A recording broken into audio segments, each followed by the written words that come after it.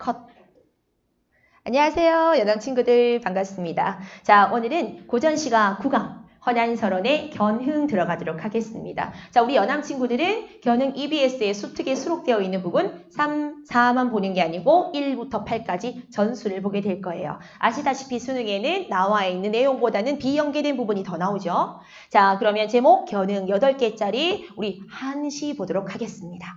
자, 제목의 의미부터 먼저 보고 들어갈게요. 이 견흥은요, 흥을 이끌며 라는 뜻입니다. 기록 한번 해볼까요? 흥을 이끌며. 자, 그 말은 흥에 겨워, 흥에 넘쳐서 라는 뜻입니다. 흥에 겨워서. 자, 허난설원이 결혼했을 초기 당시에 큰아이나 둘째 아들도 죽지 않고 뱃속에 있는 막내 아이도 사산되지 않 그 전에 썼던 시일 겁니다. 허초의 허난설원, 허균의 누이, 비운의 천재 여성 작가, 한자에도 능통했고요. 검은고도 잘 탔고, 그리고 한글도 잘 써서 가사, 한시, 수많은 작품을 남겼던 최고의 여성 작가. 자, 견흥 내용 들어가겠습니다. 1수입니다. 역양산에서 자란 오동나무가 오동나무 검은고의 재료예요. 재료, 오동나무가 몇 해를 추위와 응달을 견뎠을까? 자, 그러니까 이게 오동나무 몇 년 된 오동나무다 이런 거예요. 다행히 세상에 드문 장인을 만나서 배워져서 검은고로 울고 되었습니다. 자, 검은고란 악기가 되었습니다. 검은고가 되어서 한 곡을 타게 되니까 안타깝게도 세상에는 지음이 없네요. 자, 여러분들이 지음을 친한 친구라고만 알면 안 돼요. 그래서 원래는 이 지음이란 단어가 소리를 알아주는 사람이잖아요. 자, 의미 한번 적어볼까요? 인재성을 알아주는 사람입니다. 인재성. 자, 뛰어난 인재성을 알아주는 사람. 뛰어난 인재성을 알아주는 사람. 자, 그래서 알지자의 소리 음자라는 겁니다. 지음. 자, 우리 중국의 고사 배가라는 검은고를 잘 타는 사람과 검은고 소리만 듣고도 배가라는 친구의 마음을 알아주었던 종자계라는 친구 사이를 일컫는 말입니다. 소리를 알아준다. 친한 친구도 되지만 여러분 친구들 중에서 약간 이런 친구들이 있죠. 내가 뭔가를 잘한다는 걸 알아주고 나의 참된 마음을 알아주고 인간성을 알아주고 실력을 인정해주고 이런 사람을 우리는 지음이라고 합니다. 세상에 지음이 없네요. 탄식하고 있습니다. 뭐죠? 이게 무슨 말이죠? 이 작품이 만약에 허난설원이 아니고 일반 그냥 여성 작가였다면요. 이거 그냥 탄식이고 지음 없는 세상에 대한 탄식이에요. 그런데 하필이면은 최고의 여성 작가가 쓴 시겠죠. 자, 계속 끝까지 보겠습니다. 그 때문에 광릉산이라는 검은고의 악곡명이 끝내 옛소리를 잃어버렸습니다. 자, 왜요? 알아주는 사람이 없고 들어줄 사람이 없으니까요. 즉 광릉산이라는 이 노래가 엉망인 게 아니고 내가 아무리 열심히 켠들 이 노래를 제대로 들어줄 사람이 없기 때문입니다. 자, 느낌 뭐가 나와요? 탄식이죠. 어떤 탄식이에요? 자신의 인재성을 알아주지 않는 시대에 대한 탄식이 나는 겁니다. 그래서 내 인재성 모르는 세상 탄식입니다. 자신의 인재성을 모르는 세상 탄식. 내가 견고한 오동나무로 잘 만들어진 검은고를 켰습니다.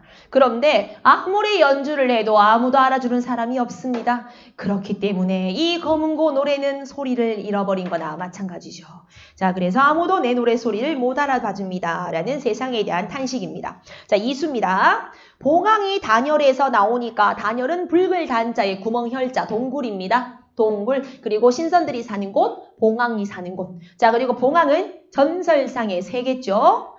날개 길이가 너무 커가지고 하나의 날갯짓만 일으켜도 막 그 폭풍이 막 생길 정도로 회오리 바람이 생기고 그리고 울음소리도 세상에 퍼지고 날개 길이도 너무 크고 상상 속에서의 봉황이 단열에서 나오니 9빛의 깃털에 문장이 찬란합니다. 그 깃털 속에 문장이 많습니다. 덕을 보이면서 누가요? 봉황이 천기를 날아오르니 줄 거 볼까요? 자, 이렇게 천기를 날아오를 정도로 자, 이 봉황이란 존재는 고결하고 위엄이 있고 고결하고 자, 그리고 크기가 크다는 뜻이겠죠.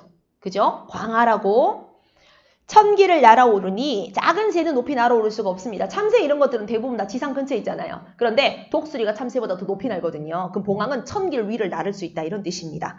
아침 햇살에 소리내어서 옵니다. 벼와 기장을 바라지 않아요. 벼와 기장 세모 쳐주세요. 누가 봐도 곡식이잖아요. 세속적 가치입니다. 세속적 가치, 벼 혹은 기장 같은 작은 가치들을 바라지 않고 오직 대나무의 고결한 반대됩니다. 대나무의 열매 반대되고 동그라미 쳐주세요. 대나무의 열매만 찾아 먹습니다. 자, 역시 대나무 고결함, 지조. 내가 바라보는 봉황은 세속적 가치에 벼와 기장을 추구하지 않고 대나무 열매만 먹습니다. 그런데 어찌하여 오동나무 가지에는 오히려 올빼미 세모, 솔개 세모, 옹졸하고 세속적인 세력들이에요. 그러니까 이렇게 멋있는 봉황이 날아오르고 있지만 우리 곁에 있는 오동나무에는 왜 올빼미와 솔개들만 있는 걸까요? 옹졸하고 세속적인 대상들입니다. 자, 그래서 옹졸하고 세속적인 올빼미와 솔개들만 많습니다. 라는 세태 비판이겠죠? 세태 비판. 자, 우리 교과서에 수록되어 있던 삼수입니다. 나에게 아름다운 비단, 동그라미 쳐볼까? 비단, 정표죠. 마음을 드러내는 정표. 나에게 아름다운 비단이 한 필이 있어서 먼지를 털어내면 줄 거 볼까요? 먼지를 털어내면, 자, 먼지 털어냈다는 말은 그동안 오래 간직했다라는 말이에요. 오래 간직함. 오래 간직했다는 뜻이에요. 나 오래 간직했어요. 먼지를 털어내면 맑은 윤이 났었죠. 줄 거 볼까요? 맑은 윤 해놓고 비단의 아름다움 1번입니다. 아름다움 1번. 윤기가 났답니다. 맑은 윤이 났어요. 그 비단에는 봉황새 한 쌍이 마주보게 수놓여 있었어요. 자, 봉황새 동그라미 치시고 우리 봉황새가 가지고 있는 것은 당연히 고귀함. 자, 하필이면 왜 봉황새가 수놓아져 있었을까? 고귀함. 되게 비싼 새야, 그지? 봉황새가 그런데 한 쌍이 있다고 얘기했죠. 한 마리가 아니고 두 마리가 있겠죠. 그래서 부부간의 평화나 부부를 상징합니다. 부부간 평화 혹은 부부간의 금슬. 부부간의 평화나 부부간의 금슬을 드러냅니다.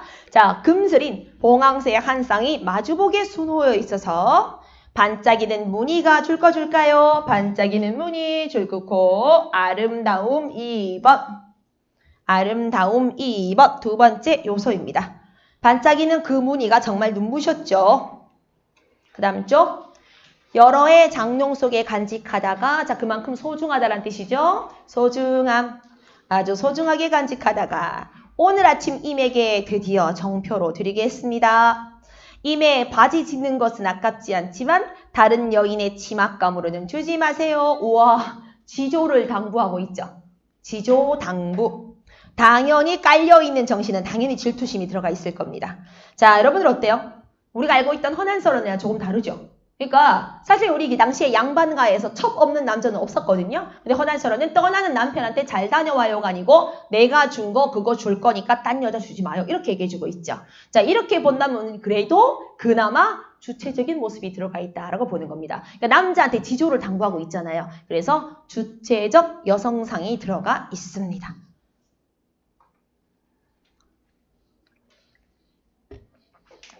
사수. 보배스러운 순금으로 고귀하네요. 또 아까는 봉황이 수놓아져 있는 걸로 고귀함을 드러냈거든요. 자, 이번에는 순금으로 반달 모양의 놀이개 동그라미 치시고 정표입니다. 아까는 비단이었고 이번에는 놀이개입니다. 시집 올 때 시부모님이 주신 것이잖아요. 줄 거 보세요. 시부모님이 주신 거잖아요. 일부러 이 놀이개의 내력을 이야기했습니다. 놀이개의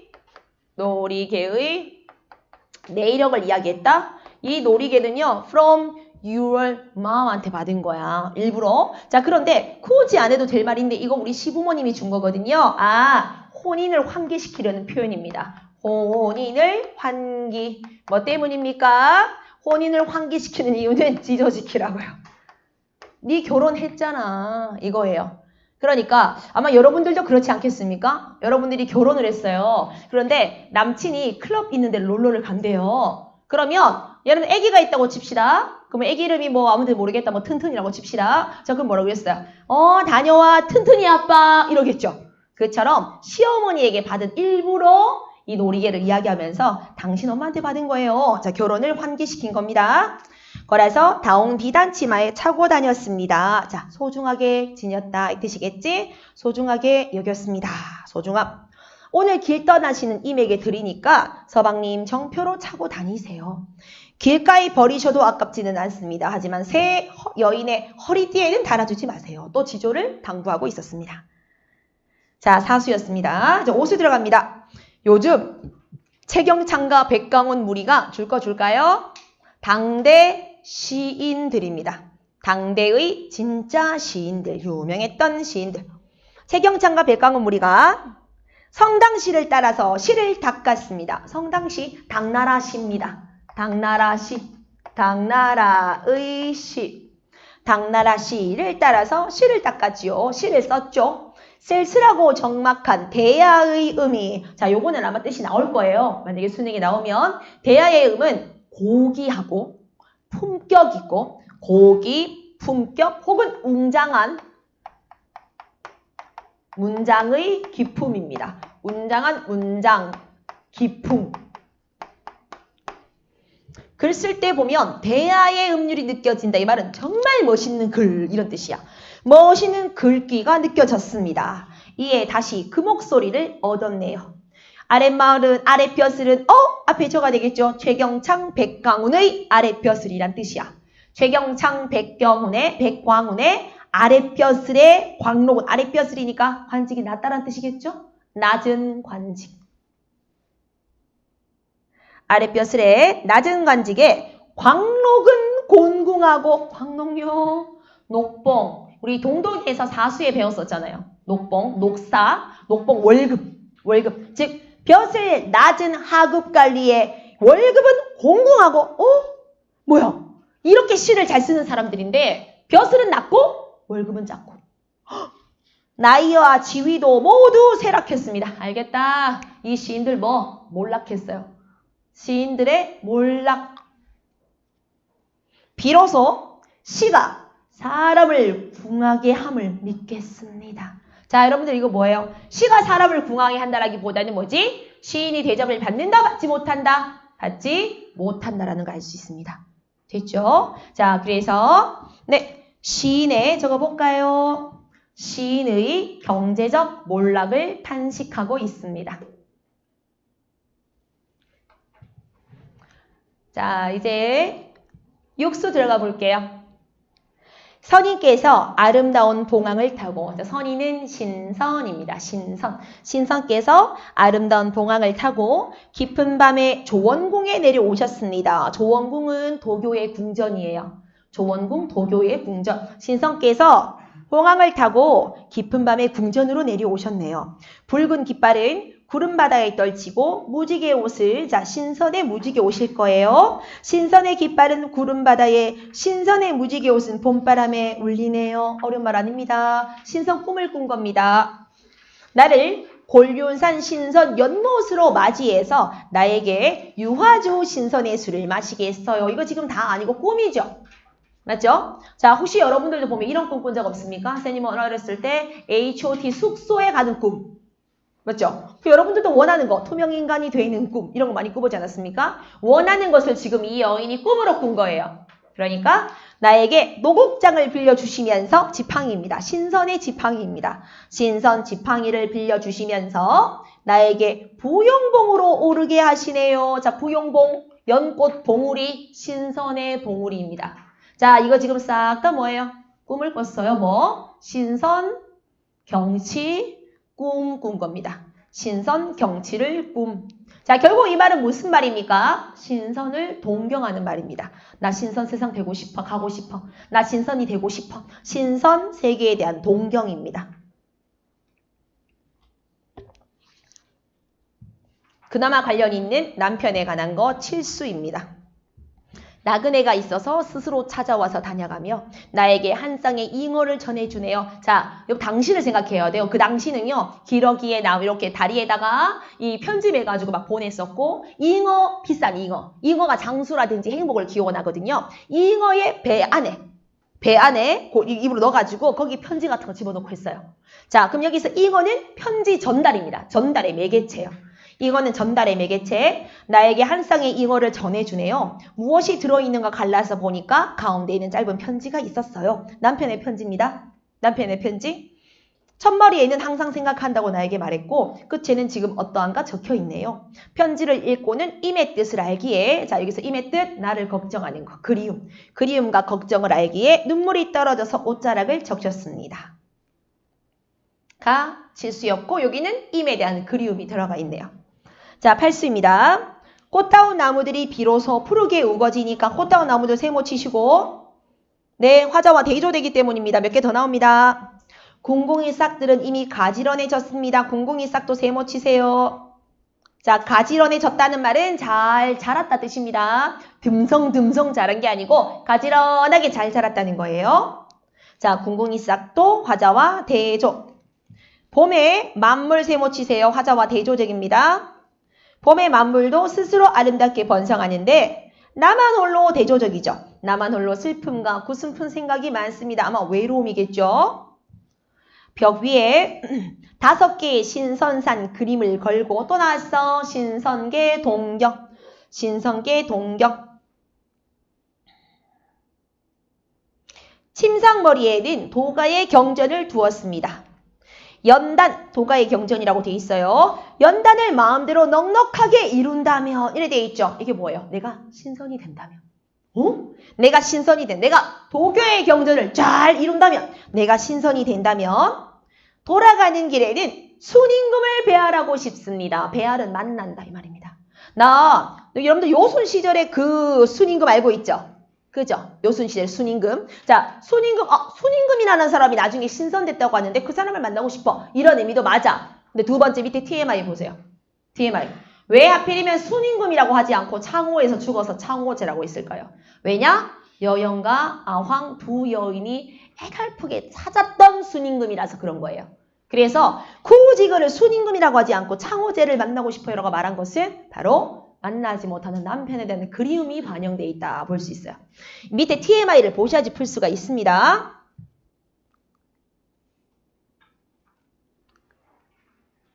자, 이래서 남편에 대한 그리움도 반영되어 있다고 볼 수가 있습니다. 자, 이렇게 해서 견행 총 8개 다 보았습니다. 고생 많으셨습니다. 끝.